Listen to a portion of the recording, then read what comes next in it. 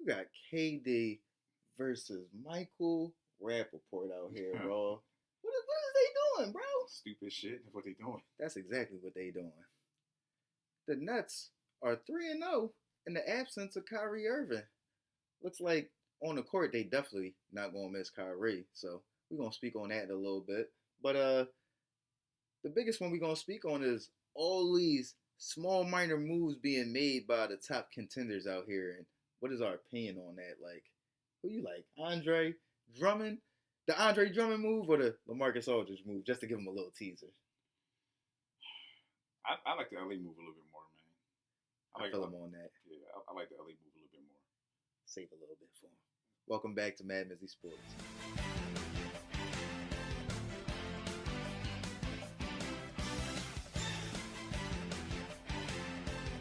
What up, squad?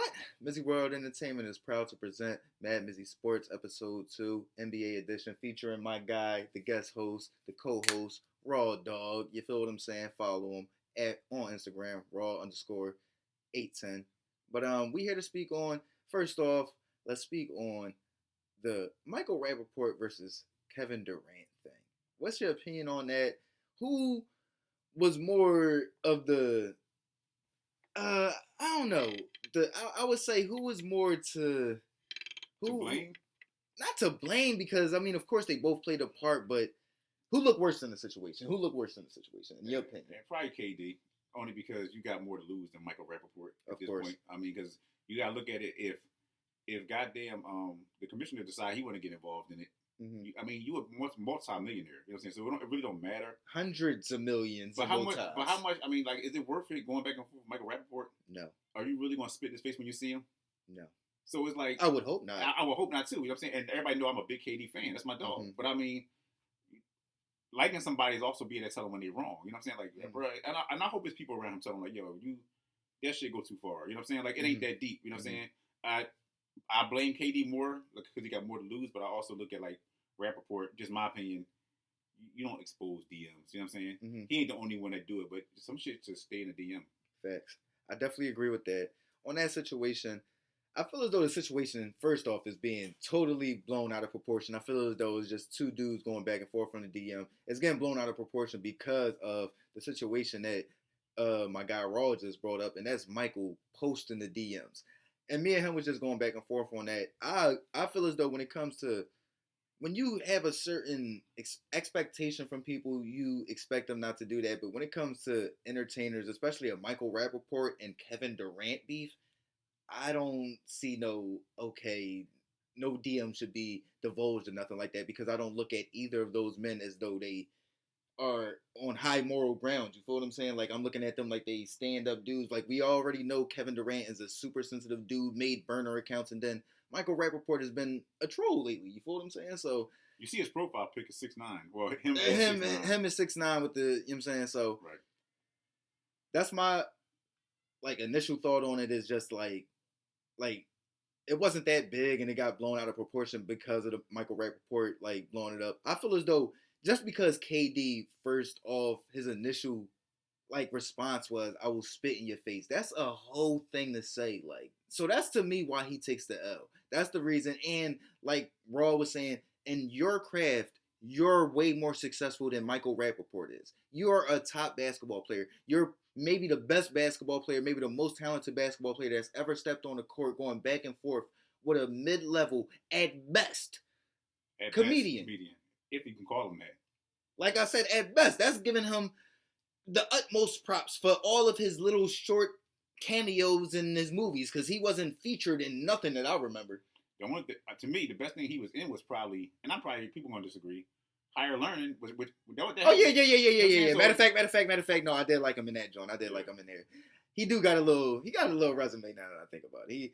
A little acting resume, but still, he's not a top tier actor and he's not a top tier comedian. So why are you going back and forth with him, KD? That's like LeBron responding to, like, I don't know. That's just, like, that's just like, that's beneath you. So that's why I would give it more to KD, just because, like, yeah, I would say KD, like he says, has more to lose. You feel what I'm saying? You're way more of a figure. You step way more out on the limb. And then when you look at the messages, like Rapaport really wasn't saying anything, but like I said, like you putting it out there is what blew it up. So he has to take a chunk of something. You feel what I'm saying? So Kevin Durant taking the L, in my opinion, and I guess in raw opinion, but we gonna see what y'all think. But let's move into Kyrie, the Nets, and them being undefeated.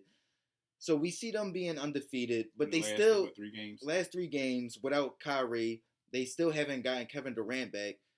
Do you think that the moves that they have made is going to bode well for them since they've been winning, or do you think they have to get these top 2 dudes back immediately to get on a run before the playoffs come, to get into a certain continuity before the playoffs come?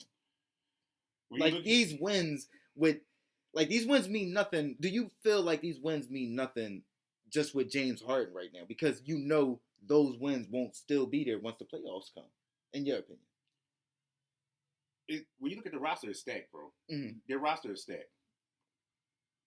I feel like if you don't win with this roster, it's kind of going away from the question, but I feel like if you don't win with this roster, what did you do it for?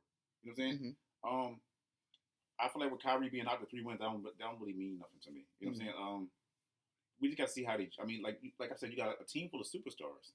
How well will y'all gel? Because you got a bunch of big names on this list, like we talked about earlier, almost like the Gary Payton with Shaq, Karl Malone, and all this shit. You know what I'm saying? And Kobe, and they got their ass smashed. You know what I'm saying?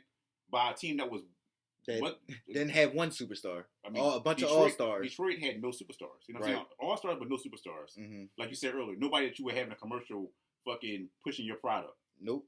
So these moves don't really mean much to me. It look nice on paper. We got to see how they do. Exactly. And I definitely agree with that. I feel as though, and that's why I worded the question that way, because I feel as though these wins don't mean anything right now without the Kevin Durant and Kyrie Irving factor, because I feel as though they got to figure that part out. We know that James Harden running the team, especially with the talent that they still have without Kevin Durant and Kyrie Irving, he's going to get wins. He can get wins. He can lead a team. We've seen that in the regular season. Right. We've seen that. What is he showing us that we don't already know? And we also know that if it's just going to be relying on him moving into the playoffs, is really not probably going to bode well for the Nets. Yeah, I agree. So I feel as though it's good because it's giving these other dudes some confidence moving forward to know that they can be successful and they can run and they can be there and they can be successful. But they need Kevin Durant and Kyrie Irving back. I truly believe that they need to get them back ASAP, just like the 76ers need Joel Embiid back ASAP. Sure. No matter how much they keep in that number 1 seed clutched up, no matter how much they keep winning, they need Embiid back, just simply because you don't want a big man having to get back into game shape at the beginning of the playoffs. You don't want that. So they both need their big guns back ASAP, because it's coming down the stretch run. But last topic, what's the opinion on all the small minor moves made by the contenders, and which one did you like the best? I feel like, for me, I like LaMarcus Aldridge only because he brings it every game. You know what I'm saying? Like, I don't really feel like he's a person that takes games off. You know what I'm saying? I mean, obviously, he came from San Antonio. That situation didn't work out. But I always liked LaMarcus Aldridge, man. I like seeing him go out there. To me, Blake Griffin don't really mean. He's a fantastic dunker. You know what I'm saying? Like, he's Showtime, but I mean, he's not really somebody that, when I looked at him go to the Nets, it didn't really. It wasn't stand out. Made me saying like, oh my God, they got Blake Griffin. But I like LA, man. I like LaMarcus Aldridge a lot going with the Nets. I like him, period. You know what I'm saying? So I think that a lot of people look at that and probably won't pay it no mind, but I think that was a good move. Right. I like him. I mean, I definitely agree with that. As far as for the move that I like, I would say I probably would go with the LA move as well. I'm gonna go with the LaMarcus Aldridge move as well, simply because it was a need and it was a good fit. He's not a dude that needs the ball in his hands to get any points. He's a dude that he can eat up space. He can be a big man that just makes it tough on a Joel Embiid that you may go up against, a Giannis you may go up against, even though if he has to guard Giannis, that's going to be totally mismatched as far as the athleticism. So they probably don't want to do that too much, but they definitely just want that length that he's going to bring. But I still feel as though, as far as with all the contenders, everybody just has to get back. I mean, when it comes to the Nets, the Sixers, the Lakers, everybody has to get back. You know what I mean? We need AD, we need LeBron, we need KD, we need Kyrie, we need Embiid out there before we can really make a solid decision on where either of those teams are going to go. Right. Well, what you think about if the Nets don't win it this year? Disappointment. With the stack deck, and they go against the Lakers. Let's say the Lakers do win. They go over and like, is it a big disappointment to you? My thing is, it will be a disappointment if they lose. I wouldn't say it would be a huge disappointment if they at least made it to the finals, though. Okay. I'm going to say that. I feel as though, especially with what they've been through, it being a COVID year, KD just coming back from Achilles injury, it's being James Harden first year. We know Kyrie Irving in his mind, he's just, sometimes he's there, then sometimes he's not, literally.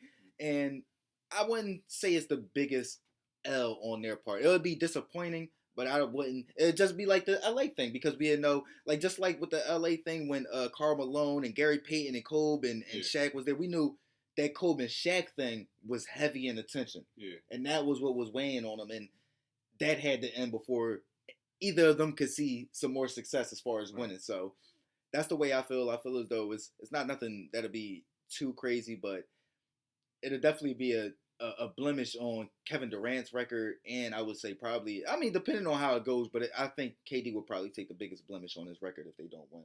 Over Kyrie? Over Kyrie. Okay. I mean, like I said, depending on how it goes, because, I mean, we don't know how everybody's going to play in the playoffs. I mean, if KD show up and Kyrie don't, then it's a whole different story, or vice versa. You feel what I'm saying? So, what's your opinion, though? I think to me, it would be a disappointment. I look at it like, you got this team with all these names on. Like I said, the names don't really mean shit when you're looking at what happened with LA some years back. But I feel like they go to the goddamn finals, man, and they lose to the Lakers. Not saying that's a bad thing, because Lakers are stacked too. The Lakers are stacked too. Go ahead. It's like, you know what I'm saying? Like, because I got a question I'm going to pose to you when you're done. Go ahead. It's like, damn, all that for nothing. You know what I'm saying? The hype for nothing. Okay, so this is a first-year team, right? Yeah. So I want to compare it to two teams. We already mentioned the Lakers. Right. But also the Heatles didn't win that first year. So would it be more disappointing than both of those teams on the same level? Less disappointing? Where would you, as far as those rounds? The only difference with that is I think the Heatles was more disappointing because LeBron got up there and said not 1, not 2, right? Not he 3, said 8, not 4, not 5. Nigga, they had a whole ESPN fucking special, bro. Motherfuckers was sick when he got up there and did that. They had the kids in the background and shit. Like they already won the chip. That nigga said, I'm going to let y'all know, I'm taking my talent to, what do you say, South Beach? Yeah, South Beach. Like he said, yo, bro. And then he said, not 1, not 2. You motherfuckers walking down and fucking slapping their hands like they doing a concert and shit, touching the fans' hands. So that was like more. They was walking down. That motherfucker like, was more disappointing right there, because it's like, nigga, you talked all this shit. Them niggas was walking down. I know that plane ride, bro. I know it was quiet as shit, bro. What? Bro, I know it was quiet, bro. That last game, and then they was home. Because remember, Dallas was celebrating in Miami. It was. They was playing. The drive home was fucking quiet. That locker room, when they stepped in there, they damn sure was home. You're right. But bro, it's regardless. The ride home was quiet. That locker room was dead. I know it was. I want to know if Eric Spoelstra said anything like, "All right, we'll be back next year, guys," or it was just like, "All right, at that time, there wasn't really nothing you could say." Because you remember that same year that LeBron had bumped him when he wasn't fucking with Eric at that time. So they probably, I mean, what can you say? He wasn't the one out there making the goddamn predictions and shit. Guarantees and shit. Like, right. You went lost, bro. Y'all lost. Wait, was it 5? Right? Wasn't it 5? 6. It was 6. Bro, that was bad, man. Okay. So you say more disappointing than the Lakers, but less disappointing than the Heatles. Yeah. I agree with that. Yeah. I agree with that. Absolutely. I agree with that. Because like I said, Kyrie ain't up there saying not 1. Right. He ain't saying nothing. He keeps his mouth shut for the most part. You know what I'm saying? You ain't getting nothing out of him. So Facts. For most of them, you know what I'm saying, they not out there making guarantees. They're just not going media out there people. balling. They don't like talking media. Yeah, right. Facts. Let us know what y'all think, man. Another episode 2, man. We had fun. I hope y'all had fun watching, man. Let us know what y'all think of the topics. Comment, share. MadMizzy Sports NBA edition, man. Follow my guy Raw _810.